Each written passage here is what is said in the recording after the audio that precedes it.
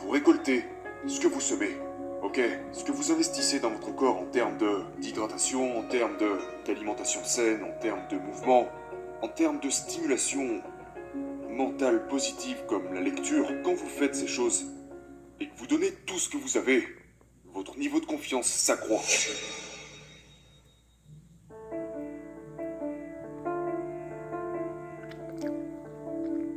Vous devez comprendre, les gars, que la confiance n'est pas quelque chose qui... Et je dis ça depuis tellement longtemps. J'ai consacré tellement d'années de ma vie à faire passer ce message. Mais il ne s'enregistre toujours pas dans la tête de beaucoup de gens. D'accord? Et je veux faire de ce message quelque chose que vous ne pourrez plus jamais oublier. Vous devez comprendre, maintenant, que si vous attendez de vous sentir naturellement confiant,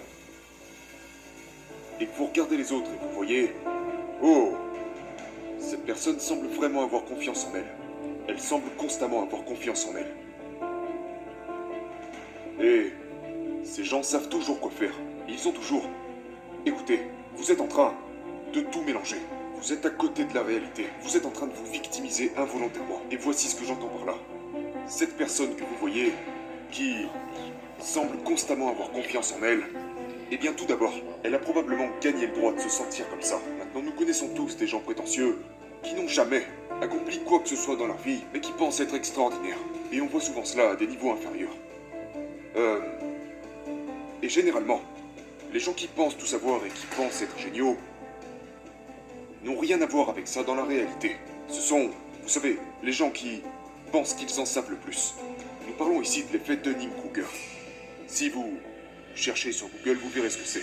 Mais en gros, c'est un faux sentiment de confiance, parce qu'ils ne savent pas vraiment. Et aujourd'hui, on voit beaucoup de gens comme ça dans la société. Vous savez, nous voyons beaucoup de gens parler au sujet de choses dont ils n'ont aucune putain d'idée. Donc, qu'est-ce que la vraie confiance? D'où vient-elle? Comment pouvons-nous l'obtenir? Et comment pouvons-nous nous assurer de la garder? Voici la chose que vous devez comprendre.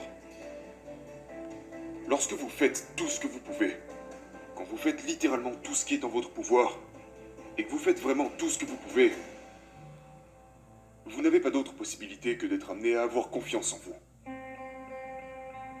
Donc la première étape pour remédier à ça est de comprendre que vous récoltez seulement ce que vous semez. Vous récoltez ce que vous semez. Ok, ce que vous investissez dans votre corps en termes d'hydratation, en termes d'alimentation saine, en termes de mouvement, en termes de stimulation mentale positive comme la lecture, quand vous faites ces choses et que vous donnez tout ce que vous avez, votre niveau de confiance s'accroît. Mais le point que j'essaye de faire valoir ici est que si vous ne vous rendez jamais compte que vous récoltez ce que vous semez, vous êtes ensuite surpris que lorsque vous semez de la négativité, que vous buvez de l'alcool, que vous ne vous entraînez pas, que vous passez votre temps sur un canapé et que vous semez toutes ces autres choses, vous êtes ensuite surpris de récolter de la merde. Vous ne devriez pas être surpris. Ok, vous récupérez simplement le fruit de vos investissements. Et donc, quand nous pensons à ce qu'il se passe dans le monde, quand nous pensons à l'étendue de ce chaos, à cette montagne d'incertitude et à toute cette frustration qui est gigantesque, nous devons aussi nous rappeler que pour minimiser ça dans notre propre vie, nous devons prendre soin de nous-mêmes. Nous devons prendre soin de notre cerveau. Nous devons prendre soin de notre corps. Donc, laissez cette idée sur le pas de la porte que vous pouvez, vous savez, moi-même ou disons quelqu'un comme David Goggins ou ils vous diront la même chose. Les gens mentent, les gens prétendent. Tous ces gens qui laissent paraître une impression de confiance et de certitude, ils mentent. Ils rentrent chez eux le soir et ils ont plein de problèmes.